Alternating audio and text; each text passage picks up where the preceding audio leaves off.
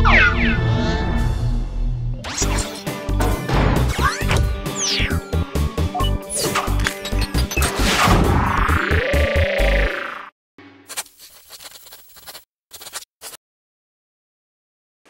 aí, galera? Hoje vim parar num lugar bem diferente. Sabem onde eu estou?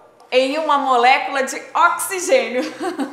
Calma, deixa eu explicar. É que hoje vamos falar sobre ligação covalente. Ela se caracteriza pelo compartilhamento de elétrons. As nuvens eletrônicas dos átomos interagem entre si e compartilham os elétrons presentes nas camadas mais externas. Esta ligação ocorre entre átomos de hidrogênio e ametais e átomos de ametais. E ainda podem formar moléculas e macromoléculas. Existem duas teorias que explicam a ligação covalente. Tiago? Desculpe interromper. Ótimo! Adoro companhia para estudar, sabia? Então, quais são as duas teorias, hein? A dos orbitais moleculares e a das camadas de valência. Mas vamos falar sobre a teoria das camadas de valência, que é mais simples, né? Nessa teoria, os elétrons que estão na camada de valência, ou seja, na mais externa, possuem maior facilidade de participar de ligações químicas. Assim, as nuvens eletrônicas interagem e compartilham os elétrons para ficarem com a configuração eletrônica dos gases nobres, com 8 elétrons na camada mais externa. É a chamada de regra do octeto. Desse jeito, ficam mais estáveis. Podemos classificar a ligação covalente como simples, dativa ou coordenada. Na ligação covalente simples ou comum, há compartilhamento de um elétron de cada átomo. Claro, porque no caso de ligação dupla, vão ser 2 elétrons compartilhados. No caso de tripla, 3. Quer dizer que vai ser um elétron por cada ligação. Por cada? Eu não vi nenhum porquinho por aqui, não. Fica melhor dizer um elétron compartilhado por ligação. Podemos entender a ligação covalente simples com o exemplo do gás cloro. Esse gás é usado para desinfetar a água que bebemos. Torna a água potável porque mata os micro-organismos que transmitem doenças. Claro que essa quantidade é controlada para não trazer problemas, porque em excesso ele é tóxico, né? Mas vamos voltar à ligação covalente. Desculpa, Kimi. Que nada, Thiago. Foi bem legal a sua explicação. Olha só. Observando a tabela periódica, vemos que o cloro apresenta na camada de valência 7 elétrons. Segundo a regra dos octetos, ele vai adquirir a configuração do gás nobre mais próximo, que é o argônio, com 8 elétrons. Por isso, ele precisa de um elétron para se tornar estável. E é por isso que cada átomo compartilha um elétron, formando um par de elétrons para atingir a estabilidade. O par de elétrons passa a pertencer simultaneamente aos 2 átomos. A atração dos núcleos sobre o par de elétrons compartilhados é que mantém os átomos unidos. A representação gráfica do que dissemos é chamada representação de Lewis. Fórmula estrutural: cloro, cloro. Fórmula molecular: Cl2. Podemos concluir pelo exemplo que ligações entre ametais são do tipo covalente simples. Portanto, a substância será de natureza molecular, podendo estar no estado líquido, sólido ou gasoso. Para facilitar, podemos dizer que os ametais compartilham um número padrão de pares de elétrons de acordo com o grupo que pertencem na tabela periódica. Isso para atingir a regra dos octetos. Olhem só. Vejam que esta regrinha cabe também ao exemplo do cloro, pois ele pertence ao grupo 17 da tabela periódica. Antes de falarmos sobre ligação covalente coordenada ou dativa, que é um pouquinho mais complexa, que tal a gente testar se ficou tudo entendido com relação à ligação covalente simples? Então vamos exercitar.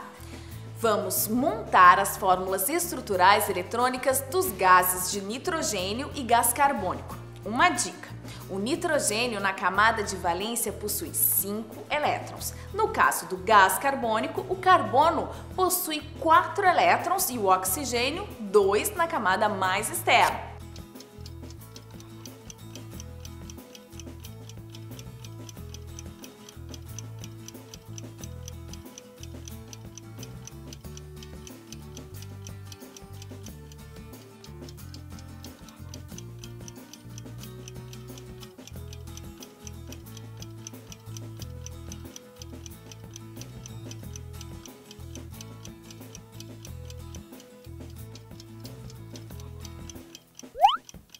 Na certa encontraram que um N2 forma uma ligação tripla e o CO2 forma duas ligações duplas na ligação do carbono com o oxigênio. E aí, foi isso mesmo que encontraram? Agora sim, vamos falar sobre ligações covalentes dativas ou coordenadas.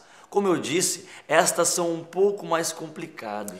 Mas com um exemplo fica mais fácil.